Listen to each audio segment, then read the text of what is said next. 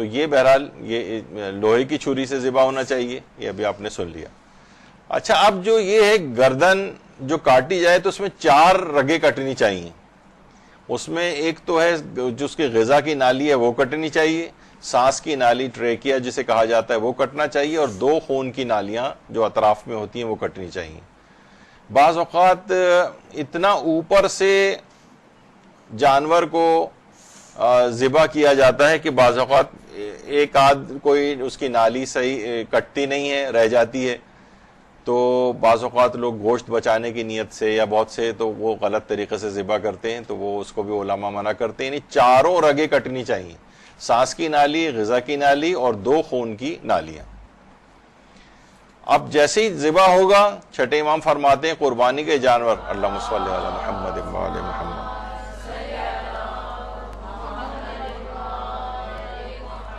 کہ قربانی کے جانور کے خون کا پہلا قطرہ زمین پہ گرتے ہی قربانی کرنے والے کے تمام گناہ معاف ہو جاتے ہیں،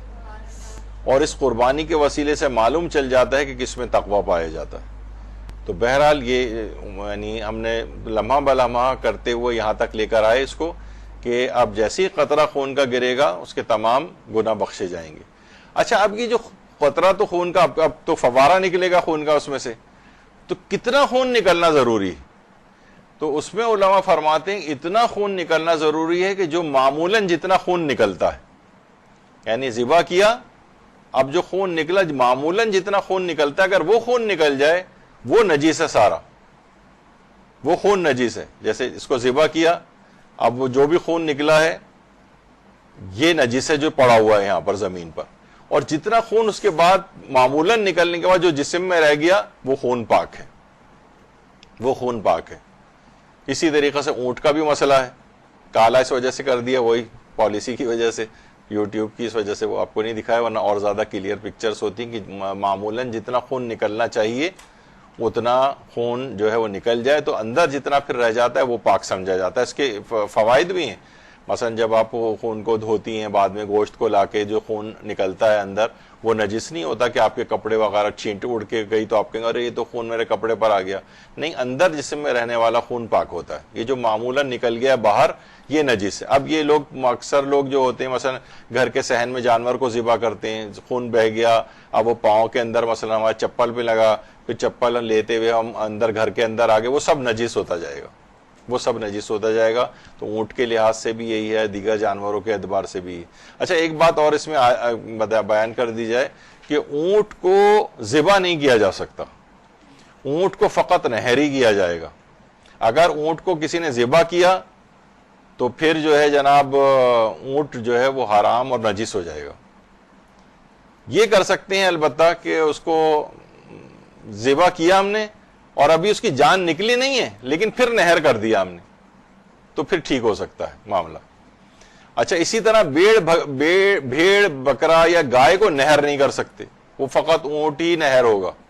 یہاں اگر آپ نے کسی بھیڑ بکری یا گائے کے ہم نے یہاں چاقو مارا گردن کی طرف اور اس کا خون نکال کے وہ مر گیا جانور، تو وہ نجس ہو جائے گا۔ یعنی فقط اونٹ نہر ہوگا، باقی جانور ذبح ہوں گے۔ اونٹ کو اگر ہم نے ذبح کیا تو وہ جو ہے نجس ہو جائے گا، اور ان بھیڑ بکری گائے کو نہر کیا تو یہ بھی نجس ہو جائیں گے۔ اچھا، البتہ ایک بات اور آ جاتی ہے ویسی آپ کی معلومات کے لیے، زرافہ جو ہے، جراف، زرافہ آیت اللہ سیستانی کے فتوے میں احتیاط واجب کی بنا پر اس کا گوشت نہیں کھایا جا سکتا، لیکن مثلا رہبر معظم آیت اللہ خامنئی کہتے ہیں کہ ہمیں کوئی دلیل نہیں ملی زرافے کے حرام ہونے کی، تو ان کے فتوے میں جائز ہے، آیت اللہ ناصر مکارم شیرازی کے فتوے میں بھی جائز ہے۔ دیکھنے میں یہ اونٹ کی طرح سے ہوتا ہے، جن کے فتوے میں جائز ہے، اگر وہ اس کو تو نہر نہیں کریں گے، اس کو بظاہر دیکھنے میں اونٹ جیسا ہے، گردن اس کی ویسی لمبی، اگر اس کو نہر کیا تو نجس ہو جائے گا، اس کو ذبح ہی کرنا پڑے گا۔ البتہ آغا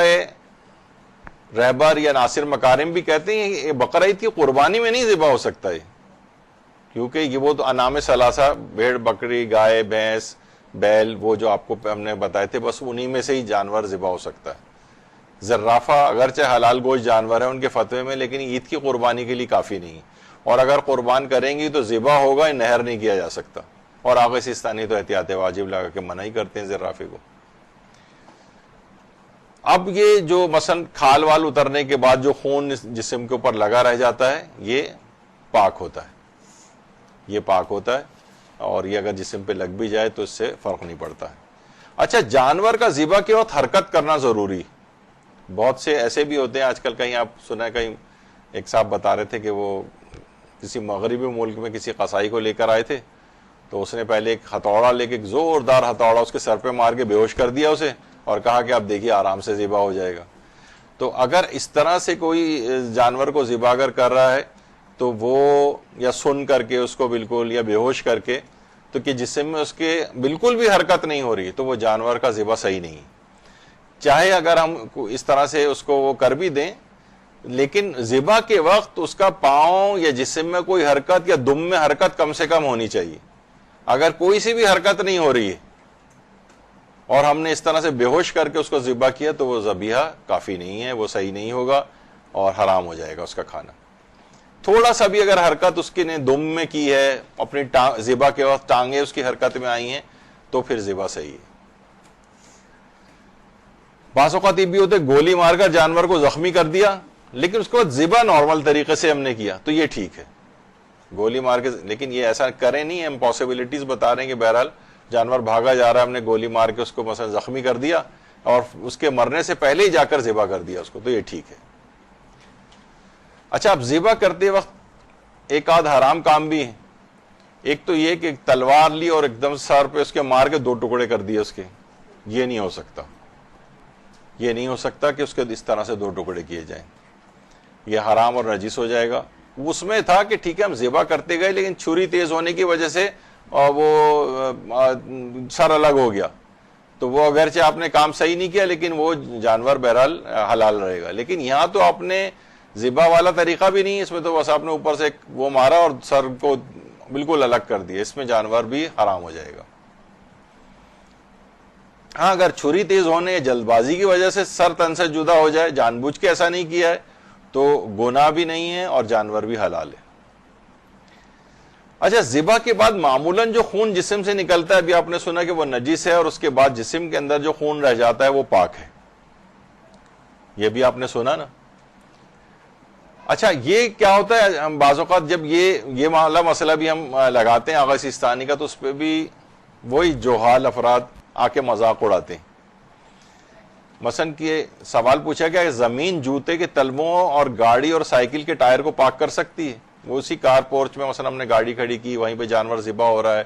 اور اس کے خون جو ہے ٹائروں کے اوپر لگ گیا، یا کسی گٹر میں سے ٹائر ہوتے ہوئے جا رہے ہیں، گٹر بہ رہا تھا، اب ٹائر نجس ہو گئے، تو زمین روڈ کے اوپر چلنے سے ٹائر پاک نہیں ہوتے، یہ بات دماغ میں رہے۔ صرف پاؤں جو ہے ہمارا اور یہ جو جوتے کا تلوا ہوتا ہے وہ زمین پر چلنے سے پاک ہو سکتے ہیں، لیکن وہ بھی سڑک پہ چلنے سے پاک نہیں ہو سکتے، زمین سے پاک ہو سکتے ہیں۔ لیکن گاڑیوں اور سائیکل کے ٹائر یہ زمین سے بھی پاک نہیں ہوتے، یعنی وہ نجیس ہی رہے گا۔ تو اکثر ہوتا ہے گھر میں پانی پڑا ہوتا ہے اور گاڑی کے ٹائر اس پہ آ کے لگے، ہم نیچے اترے، ہمارے بھی پاؤں وہ گیلے اس کے اندر آ گیا، تو پتہ چلا کہ وہ پاؤں نجیس، اب وہ لے کے چلتے ہم گھر کے اندر آئے تو ہم وہ چیز بھی نجیس ہو جائے گی، وہ فرش بھی نجیس ہو جائے گا جہاں وہ گیلا پاؤں لے کے ہم گئے۔ تو جب یہ چیز بیان ہوتی ہے، احکام سکھائے جاتے ہیں، تو لوگ مذاق اڑاتے ہیں۔ تو بہرحال اس میں بھی ہے کہ اگر وہ خون وغیرہ لگ جائے جو ابتدا میں ہوتا ہے، تو ٹائروں وغیرہ پہ گاڑیاں ایسی جگہوں سے گزرتی ہیں اور پھر گھر میں لا کے کھڑی کرتے ہیں، تو اگر وہ گیلاہٹ بیچ میں اگر ہے کسی بھی جگہ، تو وہ وہاں کا فرش بھی نجس ہو جائے گا۔